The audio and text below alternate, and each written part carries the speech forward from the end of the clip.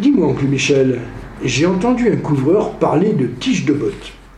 Il m'a dit que c'était des tuiles. C'est curieux comme nom, tu trouves pas? Effectivement, c'est le nom donné à la forme des tuiles utilisées dans notre région autrefois.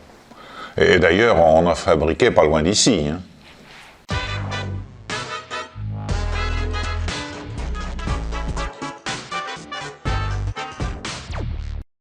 À l'origine, le rectangle pétri en terre argileuse était moulé sur la botte du tuilier, sur le devant de son tibia, ce qui donnait des tuiles pas toujours très régulières et de tailles différentes.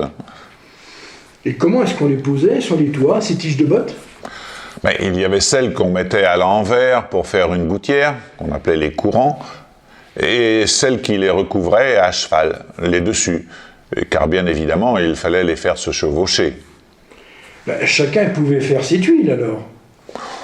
Pas tout à fait, car cela nécessitait d'abord une argile ou des argiles, d'où les nuances dans la couleur des tuiles. Ensuite, il fallait un espace pour laisser sécher la terre, et puis un four pour la cuire pendant de nombreuses heures. C'était une vraie spécialisation, une industrie en quelque sorte.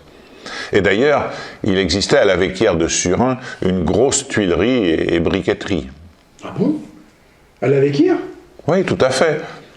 Il y a d'ailleurs une randonnée que tu peux faire qui retrace son histoire et qui s'appelle le circuit des terres rouges. Et elle existe toujours, cette tuilerie? Non. Non, mais tu peux encore apercevoir ces bâtiments à l'entrée du village, à droite, en venant de Besleuf. On voit notamment les séchoirs. À qui appartenait-elle, cette tuilerie? À la famille Gaufretot, puis après au Breillat. Gaufretot, ce nom me dit quelque chose. Ça ne me surprend pas. Cette famille est bien connue, mais je t'en parlerai le mois prochain.